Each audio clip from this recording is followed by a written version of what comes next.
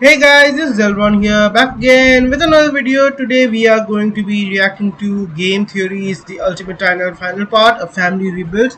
I am so excited for this. This is MATPAT's final video on the Ultimate Timeline, and I just want to see what happens next, what he has in store for us. It's like 30 minutes long, so you're going to be here for a while. So let's get right into this. I'm so excited. I've been Hello, Internet! Welcome to Game. Oh, wait. I have the captions on. So I don't like to listen with the captions.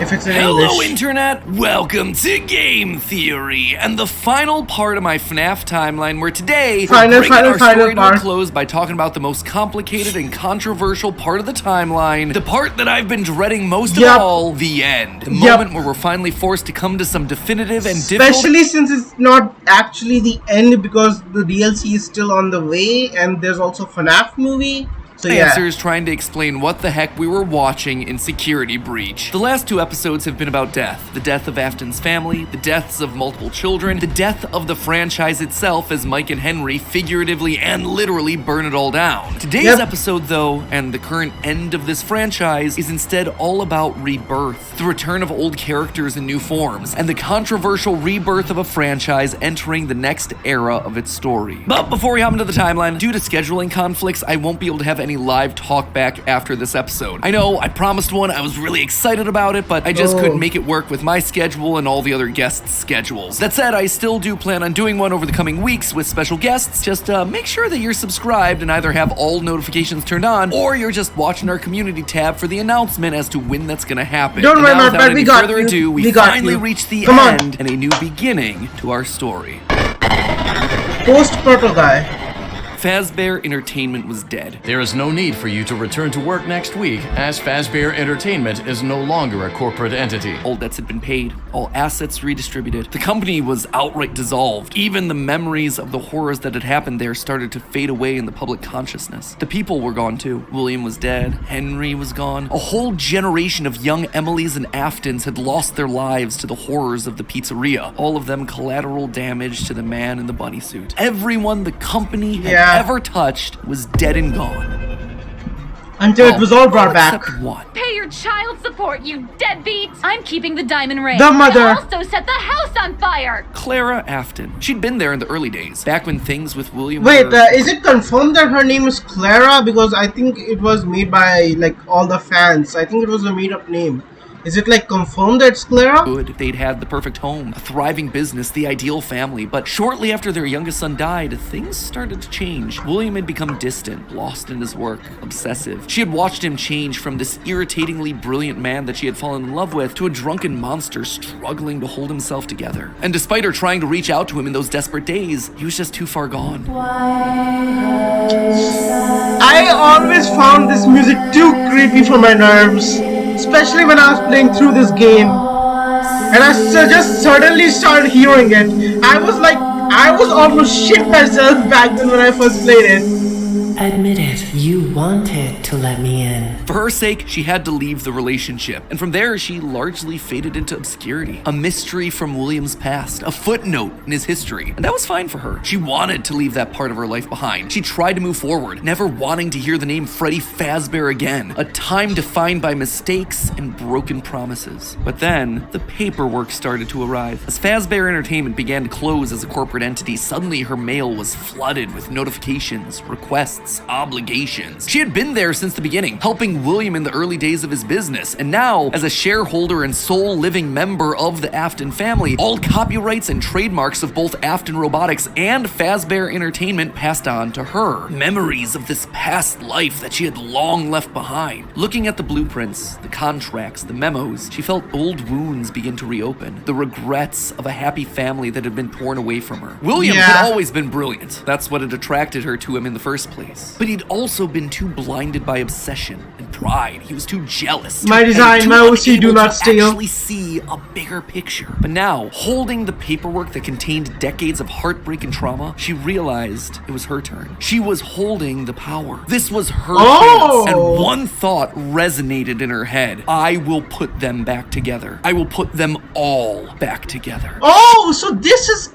he's talking about the vibe that hasn't appeared in the game at all. Oh, This is actually an interesting He theory. would be the one to rebuild this family, to rebuild the pieces of that shattered life, to reclaim the kids that Fazbear had stolen from her. But how? Looking at William's work now laid out before her, she knew that he had been onto something, collecting remnant, robotic humanoids, digital conscience transference. The pieces were all in place, they were just scattered, fragmented. It was almost like there were too many ideas going in too many different directions. It was such an important idea that she reiterated that point to herself. There were too many ideas going in too many different directions. That said, there had to be a way to save it all. She just needed to put it all back together. But how? To rebuild her family, she would first need to rebuild the franchise that had stolen them away from her. With ownership over the characters, their licenses, the technology patents, and the Fazbear name, she converted the corporation back to an LLC, a structure for smaller businesses that are... Guys, hold on just one moment. Okay. Okay, let's get back to usually this. family owned. The irony was fitting. From there, she would need remnant. It was irony. Lots of it. Remnant was the key. Clearly, in the later years of his life, William had been using Circus Babies Entertainment and Rentals as a remnant farm, sending robots to kids' birthday parties in the hopes of nabbing bits of the stuff here and there. But clearly, it wasn't enough. He had, what, like 4, maybe 5 animatronics going out every week? No. It was a decent idea, but to get the remnant they required, it needed scale. Dozens, hundreds of animatronics all out there, all gathering remnant from unsuspecting customers. But to do that would require help, something William would never ask for. William had kept everything in-house. His obsession with control limited him. Clara, though, she wasn't nearly that precious. A plan like this required partners, people outside of Fazbear to do the heavy lifting. So she contacted a mid-sized delivery company, DLZ Shipping Solutions, to help build replicas of all the original animatronics. And with meal delivery apps being all the rage, why not an animatronic delivery service? Order one to celebrate your birthday, your Halloween party. How about a 4th of July picnic? We'll invite Liberty Chica and 4th of July Freddy on over. She would make sure that they made skins for every occasion. Chocolate Bonnies for Easter, Shamrock Freddy's for St. Patrick's Day, Dia de las Muertos Chicas. And thus, the Fazbear Funtime Cert for St. Patrick's Day, Dia de las Muertos Chicas. And the actual hell? Was this in the AR game? I never noticed. Thus, the Fazbear Funtime service was born. That's right, with the Fazbear Funtime Oh yeah, Markiplier, of course. I remember this. You'll always have someone watching your back. Was it ridiculous? Absolutely. Was it a sellout? No doubt. It was exactly the sort of thing that William would have hated, but it needed to be done to get enough remnant. Normally, the novelty of ordering an animatronic wore off after like what, 1, maybe 2 times? But with new skins for new holidays, suddenly you had yourself an animatronic perfect for every occasion. It would keep people hooked. It would keep them ordering the latest and greatest that Fazbear Entertainment LLC had to offer. And all the while, they'd be collecting and returning the remnant back to her. In a word, it was brilliant. There was just one problem with it. No one trusted the Fazbear name. The company's brand was still mud in the public eye. No one would want to hire animatronics from the restaurant franchise known for murdering children. Nothing kills a party quite like the threat of death, you know. So she needed to find a way to discredit the stories that had come before. She needed to win back the public's she hired up a game developer, nostalgia for the spooky stories of their childhoods. She needed a game. Multiple games, in fact. They lied to us. They lied to all of us. They told us that the whole point of this VR game was to undo the bad PR done by a rogue indie game developer. But that's not true at all. Those indie games were designed to conceal and make light of what happened. This isn't just an attempt to rebrand. It's an elaborate cover-up. Struggling game developers were a dime a dozen online, most working on their magnum opus between shifts at the Dollar General. So she found one. Steve just picked him out of obscurity. The right mix of desperate and doofus willing to say anything for a couple extra bucks. And he fell right in line, as expected, delivering stupid little things with dumb generic names like Mangle's Quest, Balloon Boy's Air Adventure, Five Nights at Freddy's. Bad gameplay with even worse graphics, but hey, they got the job done. People were suddenly talking about the clues inside of these things, searching for the hidden lore. They were actively making jokes about dead kids at pizzerias. Her husband's twisted history of serial murder had suddenly been reduced to a mere Nancy Drew mystery to be solved. Oh, damn! It's like talking about us in real life. Damn! The plan plan had worked. Freddy Fazbear's was suddenly more popular than ever. Things were going shockingly well. Her takeover and reboot of the franchise was full and complete. She's Suddenly better than infused with William! cash, she built the largest, most ambitious project yet, the Mega Pizzaplex. William had always been so visionary, but always thought so small scale. He was careful to a fault. Yeah. Not her, though. She knew that this latest project needed to be big. It needed to be flashy. It needed to be a palace for children. A place that got people talking and checking out the latest in Fazbear products. So with a steady supply of remnant flowing in, it was finally time. The stage was set. It was time to get to her real goal, literally rebuilding a family. March 2035. Oh, The first was this is obvious. interesting. Crying child, her little boy, the one that was the first to get ripped away from her. She'd seen down in his bunker that William had gotten very close to replicating artificial humans using animatronic technology. Oh, so she did that's the exactly same? what she would do. Rebuild her boy from the ground up using robotic parts. Hold up, so is Clara like Mrs. Afton?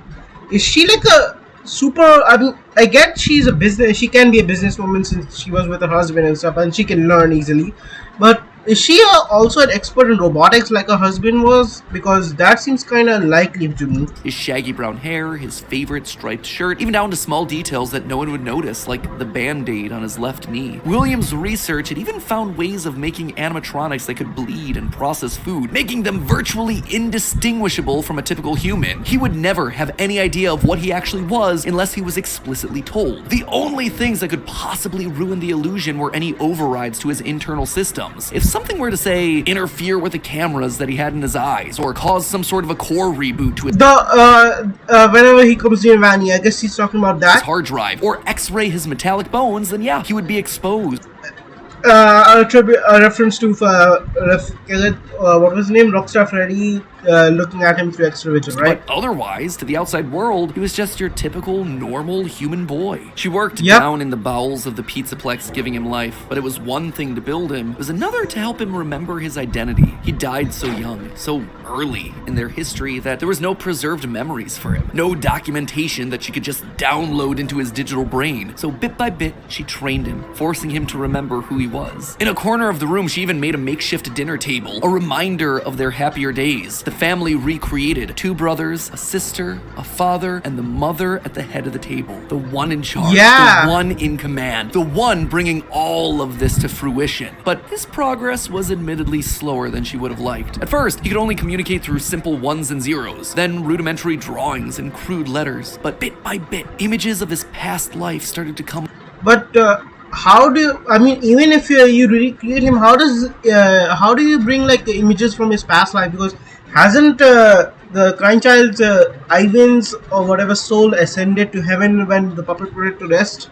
So how does he remember all this? I still don't get that concept. I mean, I can be just dumb, and MATPAT might have just explained it and I didn't pay attention or anything. But I guess I might just be dumb, but I still have many questions related to that. Come through. Balloons, colors, houses, bears and faces, birthday parties. All for me. Gregory was alive. As the robot boy Yep. embraced her, she felt a warmth that she hadn't in decades. This was the joy that she'd been working towards. This was what it was all for. Her son, back in her arms again. How old is she? But okay. I mean, it is my fault. I should never ask a woman's age. But still, I'm kind of wondering because William was like already like 20, 30, and he was trapped in the safe room for like 30 years. And then she came along and had to had to build the entire franchise from the up ground after William's death in the fire put by Henry.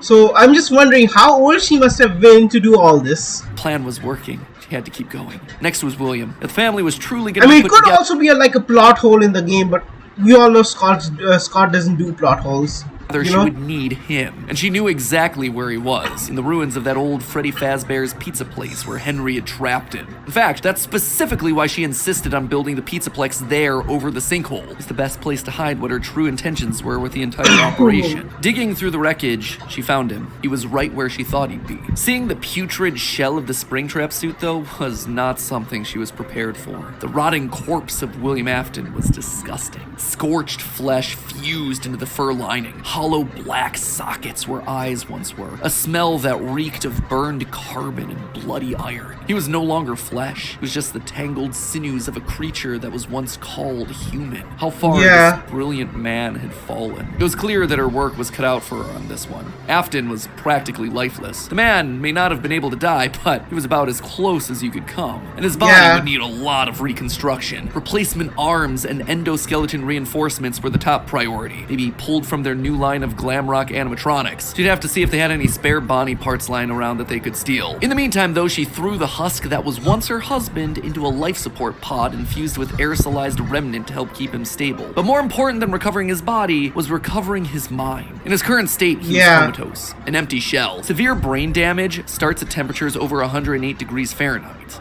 42 degrees Celsius, and years of repeated fires had burned his brain to goo. Gone was the brilliant, frustrating mind that had drawn her to him in the first place. But she had a plan. Unlike her darling boy Gregory, Afton had found ways to record his consciousness. Fundamentally, the brain is only a series of electrical connections after all, so why couldn't you replicate that in the form of a standard circuit board? In essence, you could create a digital consciousness. And one thing she knew about William, he was nothing if not cautious. A planner. Someone who had backup plans to his backup plans. Sure enough, there it was, buried in piles of that they still didn't save him from dying though. Old animatronic CPUs, a record of Afton himself. But she needed someone to test it. Someone was definitely here during the night. It had to have been the client. I mean, they sent us that stuff in the first place with no explanation, told us to scan it, said it would expedite the process so we wouldn't need to program any pathfinding ourselves. Unlike the other games that she'd paid to have made in the past, this one had a different purpose. This wasn't about PR, it was about getting William back up and running, spreading his virus to the masses. You acknowledge that Fazbear Entertainment is not responsible for accidental digital consciousness transference, real-world manifestations of digital characters. She hired a new developer, Silver Parasol Games, to scan the boards and bring her husband into the system. And because of the immersive nature of VR, William's consciousness would be able to merge with the player, giving him a new body, a new agency. There was just one complication. Afton's hold wasn't as powerful as she had hoped. He wasn't able to gain complete control. The first trial run, Jeremy, was so desperate to escape from his grasp that he sliced his own face off with a paper shredder. Messy. Afton's followers were reluctant, to say the least. But it was the second attempt that looked like it had the potential to kill two birds with one stone. Enter Vanessa. Mrs. Afton wanted a surrogate daughter. Her darling Elizabeth would have been a young woman at this point if she had lived. And Clara wanted someone who wasn't Elizabeth but could be just like her. Could she have just rebuilt her like Gregory? Sure, but she decided against it because she wanted an actual human mother-daughter connection. Well, that, and it would be redundant and narratively unsatisfying to have two robot kids in the same family. What could she say? William had put a lot of tools on the table for her to use, and she was planning on using them all. Plus, Elizabeth had always been so loyal to Daddy. It was time to give her a second chance, a true choice. And Vanessa seemed to be the perfect candidate to fill the role. Your dad's name was Bill. Your dad didn't play fair,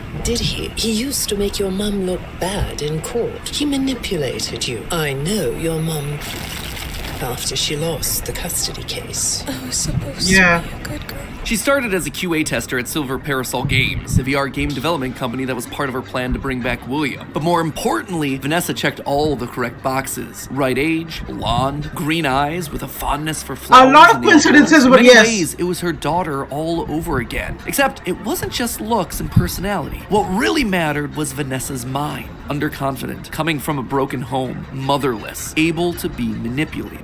Yes, she would do nicely. She would be the one to save dear old Daddy, just as the real Elizabeth would have wanted. I will make you proud, Daddy. While testing the VR game, William's digital consciousness merged with Vanessa. Oh sure, she fought, fragmenting Afton's code into a series of tapes hidden across the game, trying to do web searches to regain control over her life, but it wasn't enough. She was weaker than Jeremy. She was a thrall that, despite occasional moments of lucidity, had to obey. And with Vanessa, it was a 2-for-1 deal. She was getting a daughter back, while also bringing her husband one step closer to reactivation. She just had to make sure that Vanessa was headed the right way. The reborn Gregory was an expert hacker. Part of the benefits of being an Afton and a robot. I love the glasses. Reborn Gregory was an expert. I love the glasses. Hacker. Part of the benefits of being an Afton. I love Gregory with these glasses. It makes him look like a He looks like Thug Life, I guess. So Clara had him keeping tabs on Vanessa, hacking into her emails and trailing her therapy sessions to ensure the future Elizabeth was falling in line. If any of the therapists started to ask too many questions, they were promptly dismissed from their positions. Yep. And while Gregory kept tabs on Vanessa's personal life, Mrs. Afton made sure to clear a path for her professionally. With Silver Parasol's collapse at the hands of the Anomaly, she then had the possessed Vanessa bring the contaminated circuit boards to DLZ Shipping and the Fazbear Funtime service. More glitches, more Remnant, more Afton. But it was her last move that was the best. In a true masterpiece of poetry, she brought Vanessa over to be Chief Security Officer at the Pizzaplex. A true family tradition to don the hat and badge, and all it took was a recommendation from the top as well as some emails marked for deletion. Sure, Vanessa didn't have relevant experience for the job, but when it comes directly from the CEO, does it really matter? Husband, son,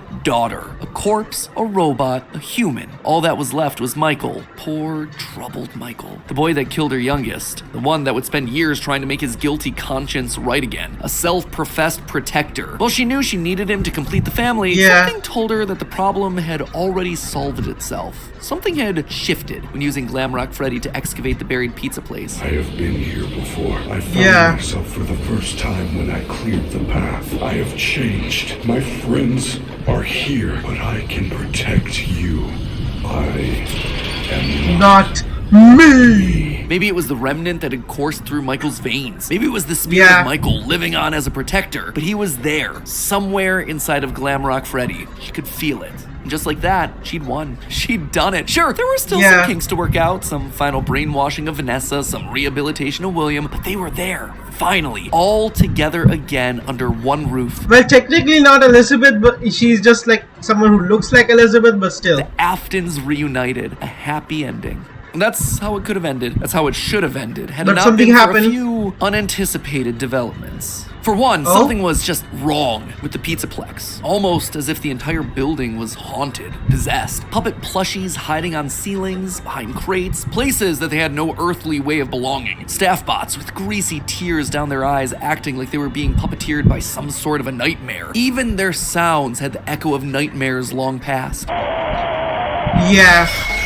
It was as though a guardian spirit of the past refused to move on. As long as her husband was around, it too would linger. Only now, it wasn't just in one body, but it was in the essence of the building itself. She had seen stories of houses built on burial grounds getting possessed by angry spirits, but she'd never assumed that it could be real. Then again, in a world of living spirit metal and mind-controlling glitches, who was she to be so judgmental? The whole thing was ridiculous. Why would this be the line that she refused to cross? After all, the Pizzaplex was built over the burial ground of angry spirits, but it was the power cords that finally convinced her that something was wrong. Suddenly, these cords were striped black and white, like the security puppet from generations ago. The very foundations of this place, the materials and wires that constituted it, were rebelling against her, against the Aftons, against the quest to bring them all together again. And it was being helped by something else, something slithering through the building. Maybe they were connected, she couldn't be sure, but a blob of living wires could be heard oozing through the walls, stealing pieces and parts of the old animatronics showcased in Rockstar Row. She could only assume that it was a byproduct of all the remnant they'd been collecting. From Afton's testing, she knew that both light and dark remnant existed, one of positive emotions and the other created from anguish, anger, agony. Perhaps this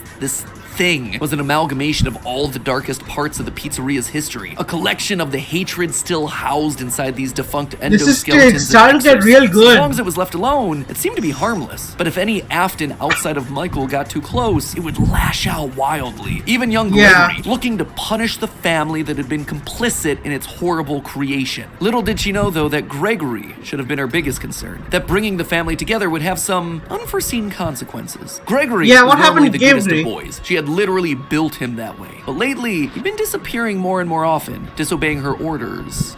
Requests. She knew that he loved playing on the arcade machines once the Pizzaplex closed, being so good as to top the leaderboard on practically all of them. But lately, he was nowhere to be found. She suspected his absence had to do with Glamrock Freddy's failed performance the other night, when he malfunctioned live on stage. Almost as though the core programming of Freddy responded to seeing this rebuilt small boy. Almost like it awakened something inside of him. She'd have to make sure that Vanessa was on the lookout for him. But she'd soon come to learn that Vanessa wasn't enough. Whether it was the influence of the nightmare puppet or a reawakened hatred of animatronics seated deep in Gregory's code, something had caused him to rebel. To rip apart each animatronic in the Pizzaplex. Bit by bit, this boy was tearing down the empire that she'd so painstakingly built, freeing Vanessa from her mind control, destroying the remains of Afton in the basement, setting Glamrock Freddy loose. As her carefully created world crumbled around her one more time, she began to plot her revenge. She would have to bring them all to ruin. And there you have it, my friends, nearly a decade in the making, my FNAF timeline for where the franchise is here in 2023. So that is how it all ends. By the way, as always, it wouldn't be right for me to finish without going over some of the more controversial takes that I just handed out. I think we can all agree that this part of the timeline was always going to be the hardest. So let's just break down some of the major points. First of all, the biggest swing of this episode, and obviously the one that everything else rests upon, Mrs. Afton being the CEO of Fazbear Entertainment LLC. Here's why I went with this route. Now, first and foremost, the head of Fazbear Entertainment is the single biggest mystery that we're meant to solve at this point in the lore. The Ultimate Guide brings it up repeatedly. Who's running the show? Who is okaying these decisions? And in the security breach memos, we get multiple mentions of someone manipulating things from the top down. Whoever this is, they are the person driving forward every other facet of late-stage FNAF lore here. They're the puppet master who's hiring the indie dev. They're the last time he went with the theory that it was like a robot or clone of Elizabeth, but right now he's going with Miss Afton.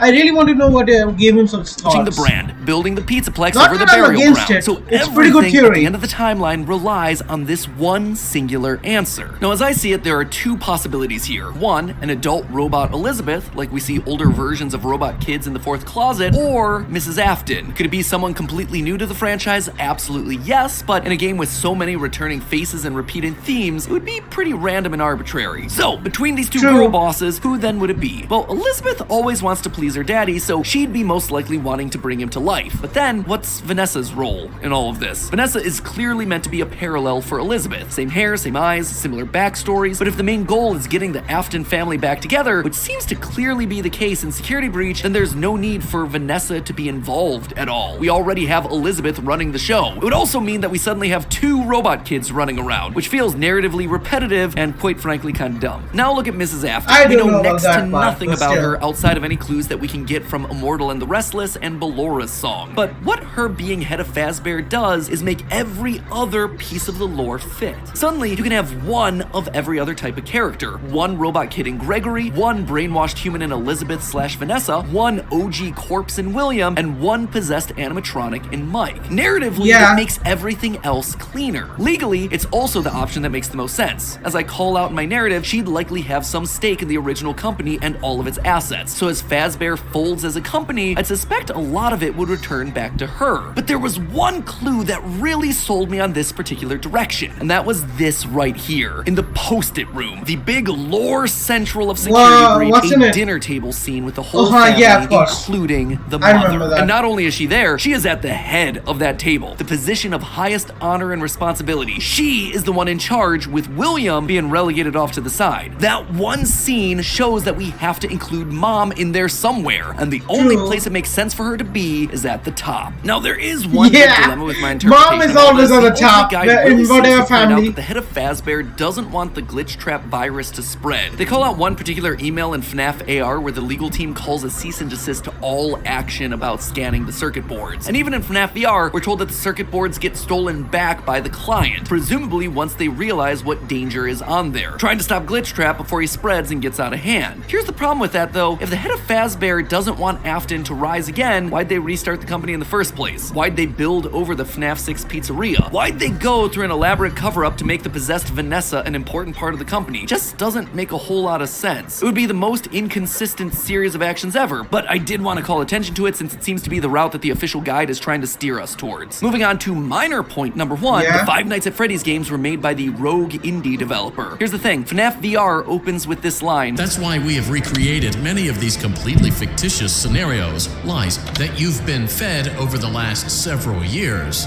into a hilarious VR game. It's recreating the lies told to you by the indie developer. And since Help Wanted has direct recreations of FNAFs 1 through 3, it means the games must be part of the fabrications that this developer made up. Also, all of this is heavily implied in the story of the same name, Help Wanted and Tales of the Pizzaplex, hence FNAF 1 through 3, canon games within the lore of the series. Big swing number 2, the elephant, or ghost in the room, Charlie infecting the Pizzaplex. John from the channel FNAF has made some great findings about Charlie's I've seen his videos. Pizzaplex. The cables that looked like the striped arms of the puppet, the Nightmarion plushies that you find hidden across the Pizzaplex in weird places, the staff bots with creepy smiles and in your dreams written on the front. All of these things scream puppets. Plus, the puppet mask not having tears in the blob seems to imply that Charlie's spirit exists elsewhere. She is still in play, and she has an important role, especially in Gregory's post-it room. The doors to the post-it room in the game's code are called Charlie doors, and inside we see a bunch of lit up nightmare staff bot heads. Suspicious, to say the least. The channel I didn't know Fantasy did a great theory looking at the post-it notes, concluding that the crying child / Gregory isn't alone in this room, but rather might be communicating with someone. A spirit, Charlie. Charlie's spirit seems to have pulled a poltergeist. Instead of controlling one thing, she's affecting a lot of little details, foundational elements of the Pizzaplex. And this isn't the first time that we've seen this in the franchise either. We've seen spirits communicating with people through physical writing in the survival log. So we know that this is an established means of spirit communication within this franchise. And I suspect that to some extent it might be Charlie's influence making Gregory go haywire. Which brings me then to my final and probably biggest controversy in recent FNAF history, Gregory as Patient 46, the evil robot master. I love the music. Now, I know when I first came out with this, I love how he did the transition the music. Probably biggest controversy in recent FNAF history, Gregory as Patient 46, the evil robot I really mastermind. like the music used Now, here. I know when I first came out with this theory a year ago, people were It fits so mad. But perfectly. here's the thing, you don't have to take my evidence points for it anymore. The recent Tales from the Pizzaplex story, GGY, basically I haven't read any of the Tales of the Pizzaplex, I'll be honest with you guys, so I'm